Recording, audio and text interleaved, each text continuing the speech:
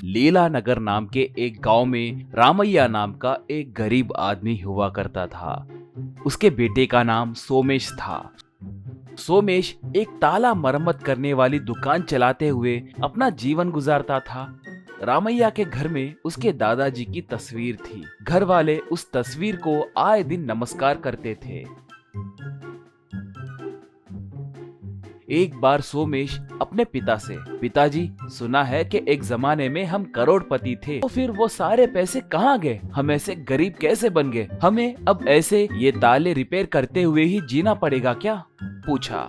रामैया तब, बेटा, ये हमारे पूर्वजों का काम है। हमारे दादाजी अंग्रेजों के जमाने में उनके घरों में मौजूद बड़े बड़े खजानों के लिए ताले बना कर देते थे। सुना है कि उन्हें कोई भी आसानी से तोड़ नहीं सकता था। उसके बदले अंग्रेजों ने उन्हें बहुत सारा सोना दिया था। अब वो सब कहाँ पर है, हमें समझ नहीं आ रहा है रे, कहा।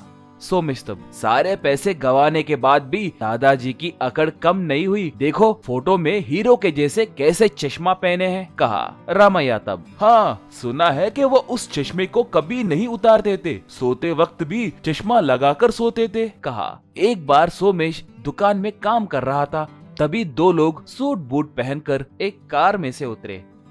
एक आदमी, भाई, एक ताला खोलना है, हमारे साथ आओगे क्या? कितने पैसे लोगे? पूछा।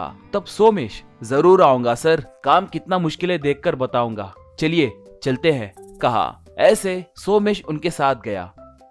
वो लोग जंगल के अंदर जाने लगे। वो जंगल में क्यों जा रहे हैं कहकर सोमेश को शक होने लगा। वहां जाने के बाद वो लोग वहां मौजूद एक अंडरग्राउंड के दरवाजे को खोलकर सोमेश को अंडरग्राउंड के अंदर ले गए।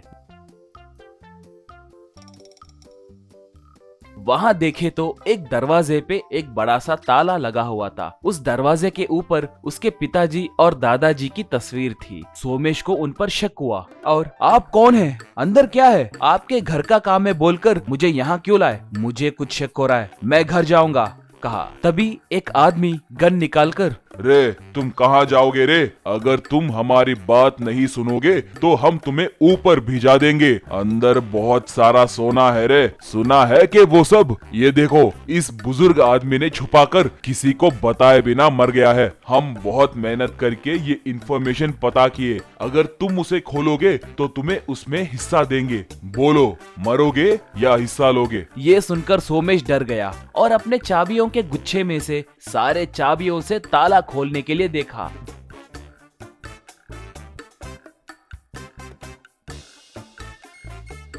बहुत कोशिश करने पर भी वो ताला नहीं खुला। सोमेश तब, श्रीमान, लगता है यह साधारण ताला नहीं है, मैं इसे खोल नहीं पा रहा हूँ, मुझे छोड़ दीजिए, कहा। दूसरा आदमी, हमें ये सब नहीं पता, तुम्हें कुछ भी करके ताला खोलना होगा, नहीं तो हम तुम्हें मार देंगे। तुम्हें कल तक टाइम दे रहे हैं, अगर ये बात बाहर किसी से बोले तो, कहकर उसे गन दिखाया। सोमेश घर आकर अपने माता पिता से सब कहने लगा था। तभी सोमेश को अपने दादाजी की तस्वीर दिखाई दी। वो देखकर उसे बहुत गुस्सा आया। वो गुस्से से उस तस्वीर के पास आकर, तुम्हारे वजह से तुम्हारा छुपाया हुआ खजाना तो नहीं मिला, मगर अब मेरे जान को गंवाना पड़ रहा है। तुम्हारे सूरत को ये चश्मा चाहिए क्या? कहकर उस चश्मे को पकड़ लिया। बस अचानक से वो चश्मा निकलकर उसके हाथ में आ गया। ये देखकर उसके माता पिता भी आश्चर्य में पड़ गए। वो चश्मा पहनकर सोमेश उसके सामने मौजूद ताला को देखा। उसके अंदर से थोड़े रेस आकर उस ताले को लगे और वो ताला टूटकर नीचे गिर गया। सोमेश तब, वाह दादाजी, आप कहीं दूर खजाना छुपाकर हमारे घर में ये माया चश्मा रखे तो हम इतने दिन पहचान नहीं पाए।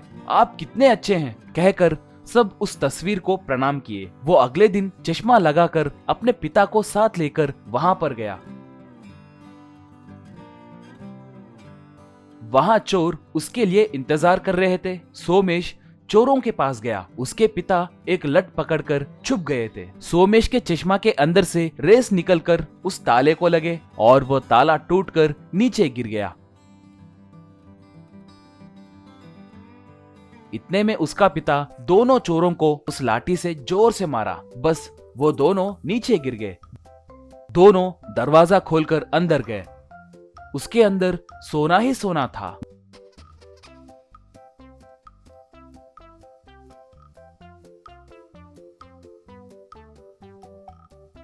दोनों उस सोने को बोरियों में भरे।